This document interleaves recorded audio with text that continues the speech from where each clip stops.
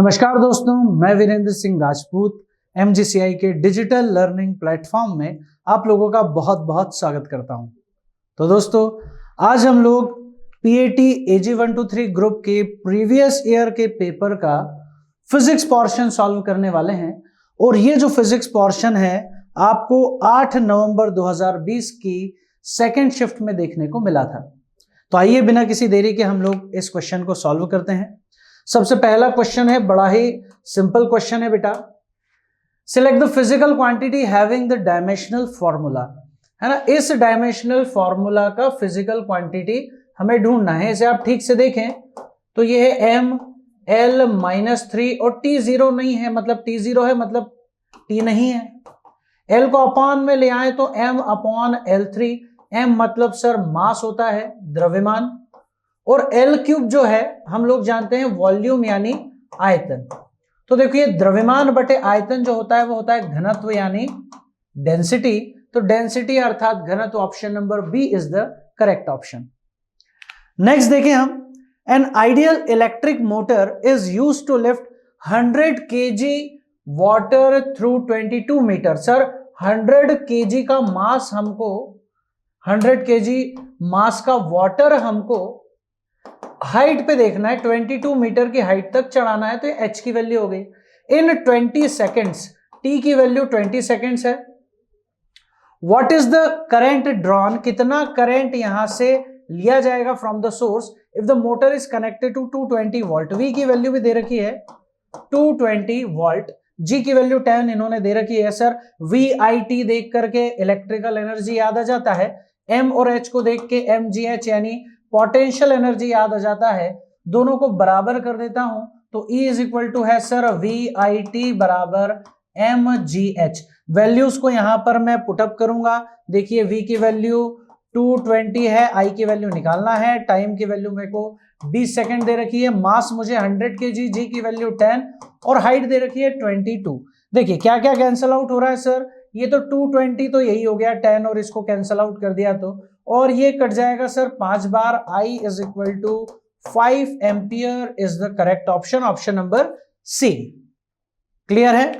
चलिए, what is the gases have, why do gases have two specific heat. दो क्यों होती है सर, एक तो कांस्टेंट वॉल्यूम पे होती है as well as constant pressure पे होती है, क्योंकि इन्हीं दोनों पे गर्म करने पे कोई सिग्निफिकेंट वैल्यू मिलती है। तो ऑप्शन नंबर ए जो है ये सही है कि हम गैसों की विशिष्ट ऊष्मा दो प्रकार से ही कैलकुलेट करते हैं, एक स्थिर आयतन पे और एक स्थिर दाब पर। चलिए, what is the principle behind ball bearing. Sir ball bearing क्या करता है, तो बॉल बेयरिंग बेटा क्या करता है, ये रोलिंग फ्रिक्शन में कन्वर्ट कर लेता है स्लाइडिंग फ्रिक्शन को, यानी सर ये सर्पी घर्षण को बेलनी घर्षण में बदल लेता है। रोलिंग फ्रिक्शन की वैल्यू स्लाइडिंग फ्रिक्शन से कम होती है। चलिए, a box lying on an inclined plane starts sliding. What is the angle made by inclined plane with the vertical?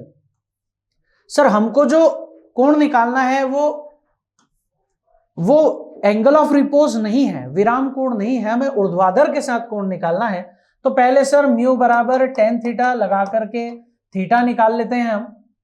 Mu की वैल्यू √3 है, ये tan थीटा है, तो tan 60 की वैल्यू होती है सर √3, तो tan 60 is equal to tan theta, यानी कि sir theta is equal to 60 degree.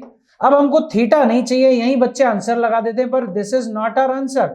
हमें चाहिए एंगल फ्रॉम वर्टिकल, ऊर्ध्वाधर से जो कोण है वो थीटा डैश होता है 90 माइनस थीटा। तो sir 90 minus 60 is equal to 30 degree. Vertical से जो एंगल होगा वो होगा 30 डिग्री। तो option number D is the correct option.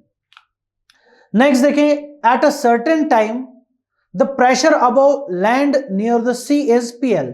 Sir sea और लैंड, इसको मैं सी एरिया मान लेता हूं, ये लैंड एरिया है, तो लैंड एरिया का जो प्रेशर है PL है, and the pressure above the sea is PS, और सी के ऊपर जो प्रेशर है वो PS है।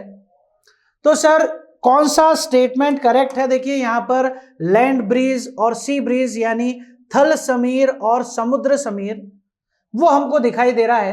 तो यहां पे देखिए समझे, यहां क्वेश्चन में दिया है कि PS की वैल्यू ज्यादा है, दाब जो है यहां पर ज्यादा है और हवाएं हमेशा, या द्रव या गैस कोई भी हो, हमेशा ज्यादा प्रेशर से कम प्रेशर की तरफ आने की कोशिश करता है। और क्योंकि ये वायु समुद्र से चल रही है, इसलिए समुद्री वायु इसे कहा जाता है सी ब्रीज। तो देख लीजिए, इट कॉजेस लैंड ब्रीज गलत है, इट कॉजेस सी ब्रीज ये सही हो सकता है, इट कॉजेस सी ब्रीज ये भी सही हो सकता है, लैंड ब्रीज ये गलत हो सकता है। तो इन दोनों में देखिए, सी ब्रीज तो है ये, लेकिन कहां से कहां जाती है sir? Sea to land. Option number B is the correct option. A toy car of mass 2 kg। Sir एक खिलौना गाड़ी है हमारे पास जिसका मास है 2 kg और मोमेंटम है, मोमेंटम को स्मॉल पी से लिखते हैं, वो दे रखा है सर 20 kg। तो m इंटू यू बराबर p, momentum mass into velocity होता है। 2 इंटू वेलोसिटी बराबर 20, मतलब u की वैल्यू 10। सर इनिशियली ये जो कार चल रही है ना, ये 10 मीटर पर सेकंड की वेलोसिटी से 10 मीटर प्रति सेकंड के वेग से चल रही है। आगे देखिए सर, यदि टायर और भूमि के बीच में घर्षण गुणांक 0.2 है, तो देखिए अपने को म्यू की वैल्यू भी दे रखी है 0.2। तो विश्राम में आने से पहले तय की गई दूरी पूछी गई है, एस की वैल्यू पूछी गई है। अब देखिए यहां पर इक्वेशन है हमारे पास, लास्ट में विश्राम में आने से पहले मतलब वो रेस्ट में आने वाला है, तो फाइनल जो वेलोसिटी है वो तो 0 हो गया, क्योंकि बॉडी किस में आने वाली है? रेस्ट में। तो इक्वेशन अपन लगा देते हैं, इक्वेशन है v स्क्वायर बराबर u स्क्वायर प्लस में 2ac, पर a की वैल्यू म्यू जी होता है बेटा, 2 म्यू, मतलब यहां पे आ जाएगा 2as। तो s यहां पे हमको निकालना है, बाकी सबकी वैल्यू रख देते हैं। v की वैल्यू 0 हो गई है, u की वैल्यू 10 थी, तो 10 इंटू 10 100 प्लस 2 हो गया सर माइनस का 0.2, और g की वैल्यू हो गई 10 इंटू में हो गया s। अच्छा, ये पूरा का पूरा टर्म इधर पहुंचा दें तो 10 से ये डेसिमल पीछे चला जाएगा क्या? बिल्कुल चला जाएगा, एक जीरो से डेसिमल पीछे, 2 इंटू 2 4 हो जाएगा। दूसरी तरफ जाकर ये हो जाएगा 4s बराबर 100, यानी s बराबर 25 मीटर। सर ये 25 मीटर चल करके और ये कार रुक जाएगी। तो ऑप्शन नंबर सी जो रहेगा बेटा, ये हमारा सही आंसर रहेगा। चलिए नेक्स्ट क्वेश्चन देखें। Two main components, the main components of vacuum system. तो सर देखो यहां ये बड़ा ही लॉजिकल सी बात है, वैक्यूम सिस्टम में कहीं भी हीटर नहीं लगा होता, हीटिंग सिस्टम नहीं होता, तो ये आंसर हो नहीं सकता। हीटिंग सिस्टम यहां भी है, ये भी गलत है। यहां हीटिंग सिस्टम नहीं है, लेकिन यहां पे भी हीटिंग सिस्टम है, तो ये भी आंसर नहीं हो सकता। तो ऑप्शन नंबर सी जो रहेगा सही रहेगा। वैक्यूम पंप में हीटर का क्या काम? खुद सोच सकते हैं हम लोग, लॉजिकल क्वेश्चन था। A prism of refractive index 1.5, थोड़ा सा कैलकुलेटिव क्वेश्चन है बेटा, आप सभी लोगों ने प्रीवियस ईयर लगाया होगा, तो आपने ये क्वेश्चन भी जरूर देखा होगा, और अच्छा क्वेश्चन है। The prism of refractive index 1.5 is placed in a liquid of refractive index 1.3। तो बड़ा ही इंपॉर्टेंट क्वेश्चन है अगेन। तो रिफ्रैक्टिव इंडेक्स के लिए अपने को कैलकुलेट मिनिमम डेविएशन, तो म्यू का फॉर्मूला जो हमको याद है वो होता है sine a plus delta m upon 2 upon sine a by 2। अब देखो यहां दिक्कत क्या है कि हमारे पास दो म्यू है, रिफ्रैक्टिव इंडेक्स 1.5 भी है, 1.3 भी है। तो रिफ्रैक्टिव इंडेक्स ग्लास का विद रिस्पेक्ट टू लिक्विड हम लिखेंगे, तो यहां आपको क्या करना है कि म्यू की वैल्यू रिलेटिव वाली रखनी है, मतलब रिफ्रैक्टिव इंडेक्स ऑफ ग्लास जो कि 1.5 है upon refractive index of liquid जो कि 1.3 है। ये वैल्यू आप यहां पर रखेंगे। ए की वैल्यू आपको क्या दे रखी है? तो वो दे रखी है सर 60 डिग्री, ए की वैल्यू 60 दे रखी है। अब डेल्टा एम निकालना कोई बहुत मुश्किल काम नहीं है, म्यू की जगह आप 1.5 अपॉन 1.3 रख दें, sine 60 plus delta M upon 2 upon sine 60 upon 2 होता है साइन 30। ये हो गया सर साइन 30 डिग्री, इधर ले आऊंगा मल्टीप्लाई में, तो 1/2 आ जाएगा। तो ये कितना आ जाएगा बेटा? डेसिमल इसका भी हटा दिया, इसका भी हटा दिया, 15 upon 13 1/2 is equal to sine 60 plus delta M upon 2। क्या हो जाएगा सर? ये 15/26 हो रहा है, इक्वल टू में sine 60 plus delta M upon 2। देखिए साइन इनवर्स 0.577 की वैल्यू दे रखी है, इसको भी आप सॉल्व करोगे तो वही आएगा 0.577 और साइन इधर जाएगा तो ये बन जाएगा इनवर्स। तो ये हो गया sir sine inverse 0.577 is equal to 60 plus delta M upon में 2। यहां देखो इसकी वैल्यू 35.2 डिग्री दे रखी है, तो इसको हटा के 35.2 degree is equal to 60 plus delta M divided by 2। देखो इधर आएगा 70.4 हो जाएगा, 70.4 degree is equal to 60 plus delta M, या delta M is equal to 60 चला जाएगा तो 10.4 degree will be the correct option. अच्छा कैलकुलेशन है, थोड़ा सा कैलकुलेटिव क्वेश्चन है लेकिन अच्छा क्वेश्चन है। ठीक है, आगे देखिए which physical quantity has the unit coulomb per volt. Coulomb per volt का मतलब यह है सर कि आपने कूलम में लिया है तो चार्ज लिया होगा, इसको लिया है वोल्ट में लिया है तो V होगा पोटेंशियल डिफरेंस, और ये तो C का फॉर्मूला है धारिता का, कैपेसिटेंस का, capacitance of a capacitor. Next question है सिलेक्ट द करेक्ट स्टेटमेंट। अपने को सही स्टेटमेंट देखना। रिजॉल्विंग पावर ऑफ टेलीस्कोप, पहली चीज तो resolving power is inversely proportional to resolving limit. अब ये किसकी बात कर रहा है सर? टेलीस्कोप की, कि टेलीस्कोप की रिजॉल्विंग पावर क्या होती है सर टेलीस्कोप के लिए? तो आती है 1.22 लैम्डा अपॉन ए, ये आता है। तो resolving power of telescope does not depend on wavelength of light, wavelength of light पे डिपेंड ही नहीं करता, गलत है। The focal length of objective lens, objective lens की focal length is greater than focal length of eyepiece in compound microscope. अब sir microscope में objective lens छोटा होता है तो ये भी गलत है। और the focal length of objective lens is less, FO की वैल्यू लेस है then eyepiece in compound microscope, ये बात सही है। माइक्रोस्कोप में ऑब्जेक्टिव लेंस की फोकल लेंथ कम होती है, तो option number C is the correct option. Next देखें हम question, the lens used in pin hole camera. Sir pin hole camera को मैं कहता हूं बिना लेंस का कैमरा, क्योंकि इसमें एक होल होता है ना कि कोई लेंस, तो no lens is used in pin hole camera. आगे देखिए the height of a waterfall is 150, height अपने को दे रखी है sir 150। What will be the difference in temperature, temperature में चेंज कितना आएगा of the water at the top and the bottom of the waterfall. G की वैल्यू 10 अपन लोग लेते हैं, इन्होंने 9.8 दी है, अपना आंसर थोड़ा सा अप्रॉक्स आएगा। एंड स्पेसिफिक हीट एस की जो है वाटर की वो 4200 जूल पर किलोग्राम केल्विन जो कि होती ही है। तो अपने से डेल्टा टी पूछा है, तो ये फॉर्मूला आपको समझ में आ गया होगा अब तक कि सर mgh बराबर ms डेल्टा टी। अब m से m तो कटने ही वाला है, g की वैल्यू 10 है, h की वैल्यू 150, s की वैल्यू 4200 इंटू में डेल्टा टी, जो कैंसल आउट होता है कैंसल आउट कर दे बेटा, 2 0 से 2 0 कैंसल, 42 इधर आ जाएगा अपॉन में, यानी 15 upon 42 is equal to delta T, या डेल्टा टी अगर ये 45 होता सर तो ये 1/3 होता, 0.33 आता, लेकिन ये उससे थोड़ा छोटा है तो आंसर थोड़ा बड़ा आएगा, 0.35 will be the correct option. इसको सॉल्व करेंगे तो 0.35 डिग्री सेल्सियस आंसर आ जाएगा। आगे देखें, which one of the following device does not belong to first order lever. Sir first class lever कौन नहीं है? केची तो है, इसमें फलक्रम बीच में आता है, फर्स्ट क्लास है। ये है सर लोड बीच में, तो ये सेकंड क्लास का लीवर है, ये नहीं आता, तो यही हमारा आंसर भी होगा। आंसर होगा ऑप्शन नंबर बी, क्योंकि ये तो आता है ये नहीं आता। इसने यही पूछा है कि डज नॉट बिलोंग, कौन है जो संबंधित नहीं है। सी सॉ भी फर्स्ट क्लास लीवर का ही है, तो ये भी सही है। व्हील एक्सेल भी फर्स्ट क्लास लीवर है, तो ये भी सही है, इसमें भी फलक्रम बीच में ही रहता है।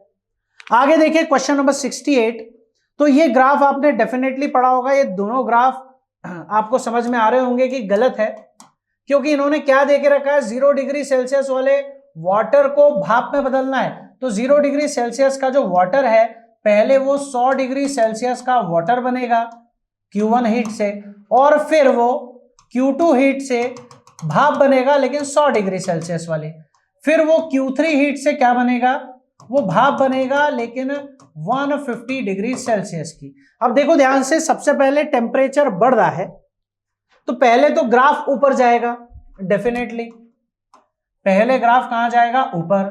फिर टेम्परेचर कांस्टेंट है तो ग्राफ वहीं रहेगा, लेकिन फिर टेम्परेचर बढ़ा तो वापस ग्राफ कहां जाएगा, ऊपर। तो ये दो ग्राफ हमारे सही हो सकते हैं, पहला और दूसरा तो गलत है। अब इसमें से भी देखा जाए तो देखो क्या ये वैल्यू इस वैल्यू के बराबर है या ये वैल्यू से बड़ी वैल्यू है। तो ये वैल्यू देखो थोड़ी सी ज्यादा है, तो ऑप्शन नंबर, ये जो ग्राफ नंबर 3 है वो सही है, तो option number B is the correct option. In the three pin plug for electric iron, sir अब जो हम लोग प्रेस लगाते हैं उसमें 3 पिन होती है, तो that leads to ground pin of the plug should be connected. Sir जो अर्थिंग वाला जो पिन होता है, ग्राउंड पिन होता है, उसको कहां लगाते हैं सर, तो ये मेटल की बॉडी से, metal body of electric iron, उसके अंदर जो मेटल वाला पार्ट है उसको ग्राउंड किया जाता है विद्युत स्त्री के धातु आवरण से। अगला देखिए, specific heat of a gas in adiabatic process. Adiabatic process आप सबको मैंने पढ़ाया हुआ है कि एडियाबैटिक प्रोसेस में हीट ट्रांसफर नहीं होता तो 0 आता है, और आइसोथर्मल में इनफाइनाइट आता है, तो option number A is the correct option. A wire of length 2√π metre, एक लेंथ दे रखी है वायर की sir 2√π metre, is bend into a circular ring. Sir इसको सर्कुलर रिंग बना दिया तो लेंथ तो 2πr हो जाएगी, 2πr इज इक्वल टू 2√π। अब जो कैंसल आउट होता है उसको कैंसल आउट कर दें, मतलब सर 2 से 2 कैंसल, पाई से √π कैंसल, यहां पे √π बच जाएगा, √πr, यहां बचेगा √πr इज इक्वल टू 1, या r इज इक्वल टू 1/√π। ये आ गया, इंपॉर्टेंट बात है। आगे देखें अपन, if the magnetic dipole moment is 10, sir m की वैल्यू हमको 10 देके रखी हुई है, what is the current sent through the wire, I की वैल्यू मुझे निकालना है। एक फॉर्मूला आपको दिखाई देता है यहां से, m is equal to NIA, यहां पे नंबर ऑफ टर्न्स की बात नहीं है, तो m is equal to IA, यही वैल्यू रख सकते हैं। m की वैल्यू 10 है सर, I निकालना है। एरिया होता है सर πr², r की वैल्यू 1/√π है, इसका स्क्वायर करोगे तो पाई से पाई कैंसल होगा, और क्लियरली समझ में आता है कि I की वैल्यू आ जाएगी 10 एम्पियर। तो option number B is the correct option. तो सिंपल क्वेश्चन है, आपको फॉर्मूला याद होना चाहिए। When light passes through glass prism, sir glass के प्रिज्म से जब लाइट जाती है तो क्या होता है, अपवर्तन और परिक्षेपण, बिल्कुल सही है, ऑप्शन नंबर ए बिल्कुल सही है, आगे पढ़ने की जरूरत ही नहीं है। प्रकीर्णन होता नहीं, ध्रुवण होता नहीं, परावर्तन होता नहीं, तो ऑप्शन नंबर ए जो रहेगा हमारा सही जवाब होगा। नेक्स्ट क्वेश्चन है, ball rolling up inclined plane covers 36 metre in first second.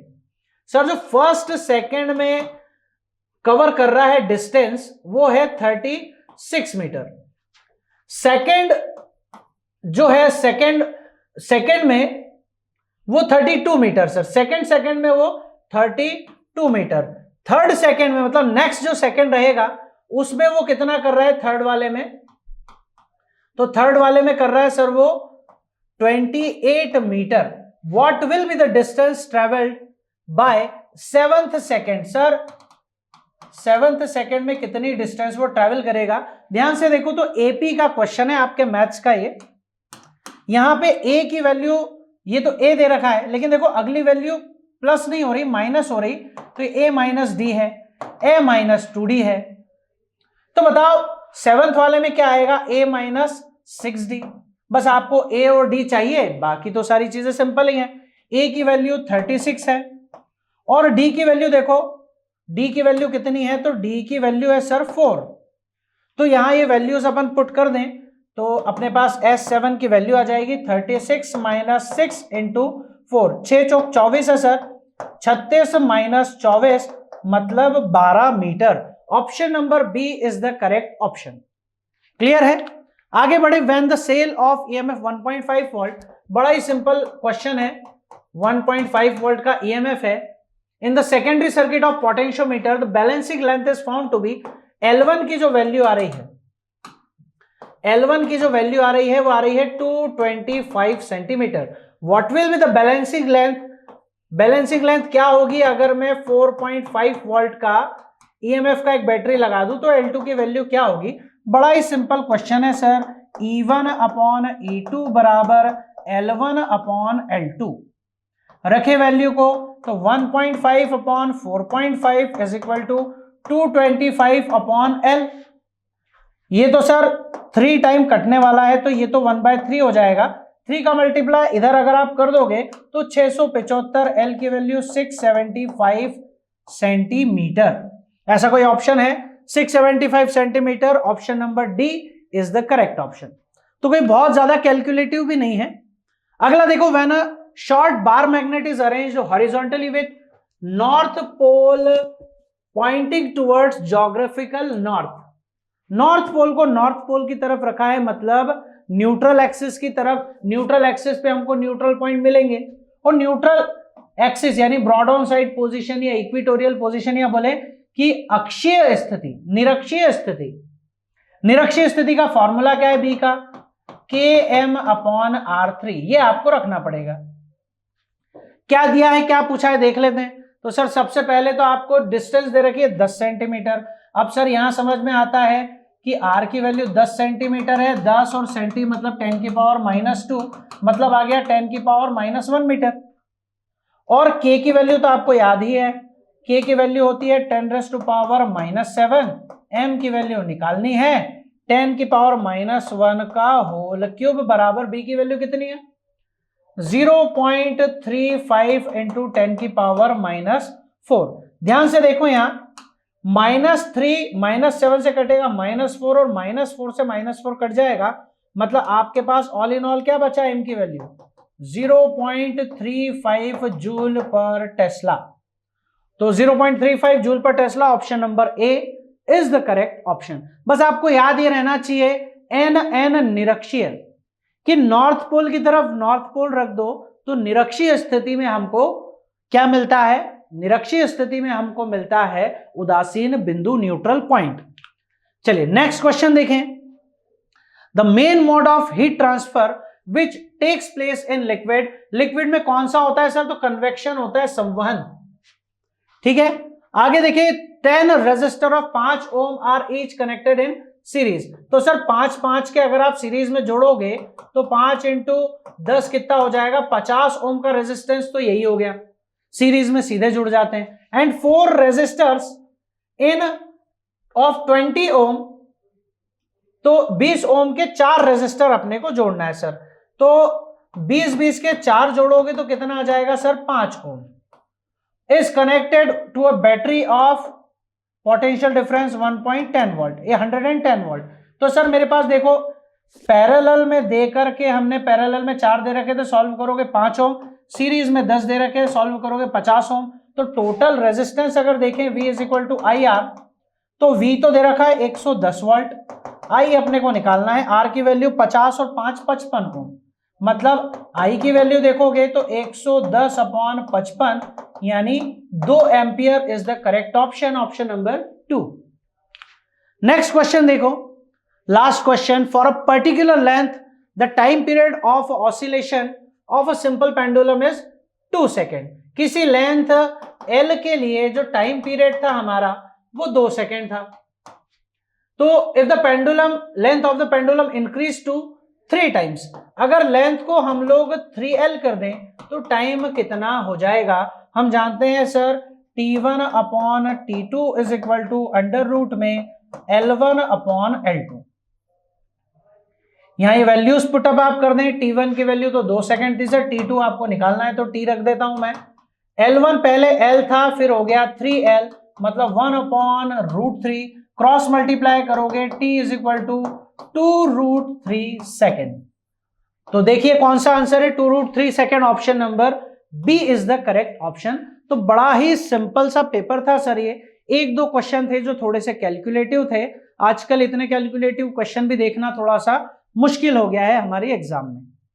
ठीक है, तो इसे आप 1 से 2 बार सॉल्व करें, जरूर करें। तो मिलते हैं हम लोग नेक्स्ट वीडियो लेक्चर में, तब तक के लिए जय हिंद, जय भारत।